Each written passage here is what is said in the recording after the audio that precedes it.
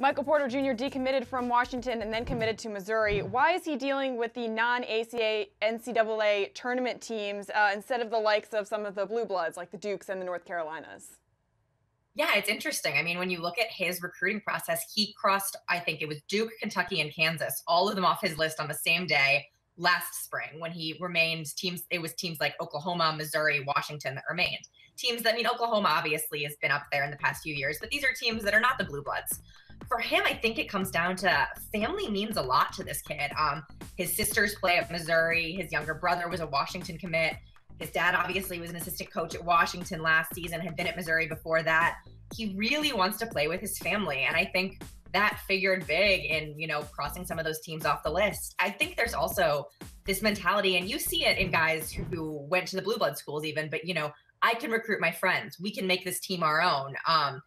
That's what he's doing right now at Missouri. And you look at you look at top recruits pair up to go to Duke all the time. And I think kids like Michael Porter who realize the clout they have think, okay, well, I can get people to come to the school that I pick, my team.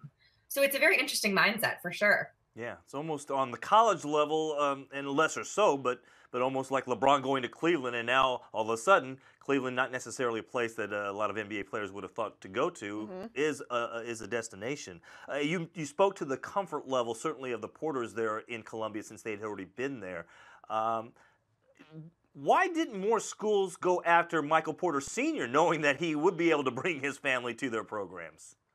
That's a great question. And that's the question I don't think we're ever fully going to know the answer to, but I would love to know. I mean, you get Michael Porter Sr., you kind of get his son. Although, from talking to him this week in Chicago at the All-American game, it does seem like, sure, he was going to follow his dad wherever his dad went, but I think he had some input in, it wasn't a one-sided decision. It wasn't, dad says he's going here, so you have to too. I think Missouri was a place that, the family really wanted to end up and had these ties to. And I don't know if Michael Porter Sr. would have gone to an unfamiliar territory. He could have, though. It's an interesting question. But I think Missouri also was, pretty quick with that job offer and pretty lenient with their wallets when it came to Michael Porter Sr. At the McDonald's All-American game, Michael Porter Jr. said that he doesn't want to be a one and done. What's making him stay? He didn't say that he doesn't want to be. He said he may not be. So I think, in the end, he probably does want to be a one and done. But there are reasons that he could stay, he said. And you don't hear that from guys all that often.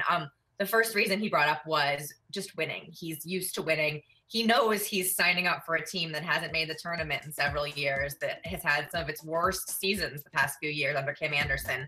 New coach, it's a rebuild. I think he knows there's a chance this team isn't super successful, especially if he can't get a few more signees on board in the next few weeks.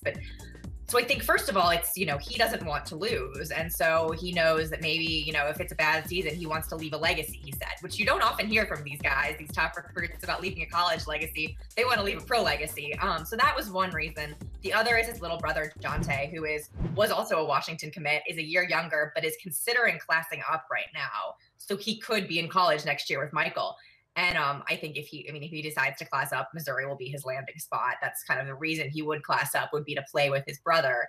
If he doesn't, though, Michael said, he really would consider trying to stick around to play with his brother for a year, which I think it's neither of those reasons is enough. But if both those reasons kind of combined, if his brother stayed, if Missouri had, maybe not the year he hoped for, who knows? It's interesting. Wow, that really would be. I don't know if that would be the wisest financial decision for the long term, given, if he's going to be the #1 overall pick right now. But we'll see how that plays out. Meantime, you talked about how he was talking with some the uncommitted players there at the McDonald's All-American game. Did he make any headway as far as getting some kids to at least think about Missouri and considering coming to Columbia, Missouri? He seemed pretty confident that his week recruiting was going okay when we all talked to him on, I believe it was Tuesday. It seemed like a big focus for him. And he's a kid, he's media savvy. He's been talking to the press for years. His parents played in college and, he's been dealing with this attention for a while. He isn't going to talk about this unless he feels confident about the fact that he's maybe getting some of these kids on board. The name that was popping up the most on Tuesday was Kevin Knox, who's a close friend of his, undecided right now.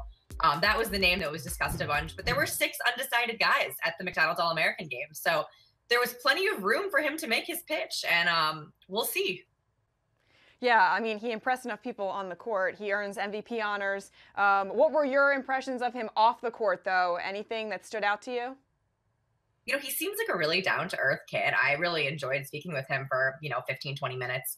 He definitely, for being this guy who is, the closest thing to an 18-year-old sports celebrity, we have, and he seems pretty grounded, doesn't have a big head.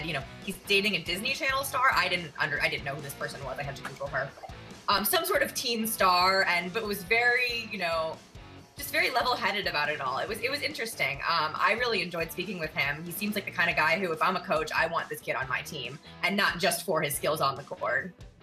So the Disney Channel might be coming to Columbia, Missouri, or is that what you're saying? There's a possibility they might be shooting some scenes out there or something? I don't know. That's okay. Yeah, who knows? Okay, we'll see. We'll see. All right, regardless who ends up joining him at Mizzou, if anybody else does sign on, what kind of a difference will just having Michael Porter Jr. mean for this program next year?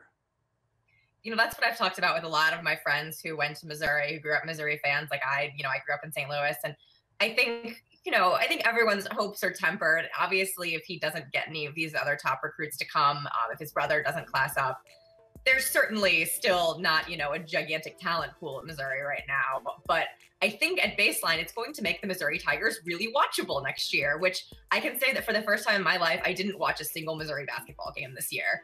And next year, that won't be the case. They're going to have this kid who can, he's a wing with, he's the size of a big man, skills of a wing. I mean, that's what we all love watching in basketball. This kid can do everything. And, people are going to watch, if nothing else. And that's good enough for me, I guess.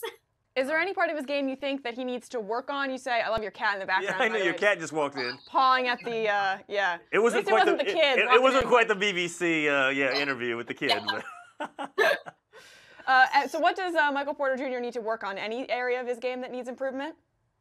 I think he's got those wing skills. I mean, those are down. We've seen them. We've seen his ability to, do everything that a successful wing can do. I think his post-up game, he spoke about that on Tuesday, that he'd like to work on that, and defense as well. I think the advice, he said, if he could give his younger self advice, it would be to play more defense. And even now he feels as if, he's got to improve on that side of the ball.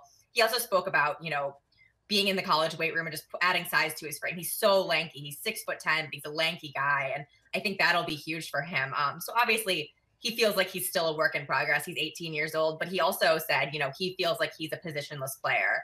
And I think working towards that is really the ultimate goal, being that guy who isn't pigeonholed into one position on the court.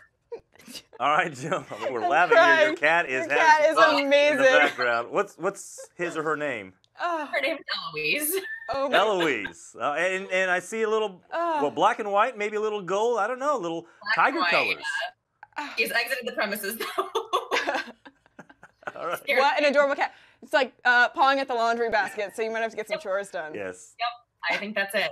All right. Well, Joan, we'll let you go play with Eloise and do laundry or whatever you need to do the rest of the day. Joan, thank you so much, as always, for joining us here on The Morning Run. We appreciate it. Thanks for having me, guys.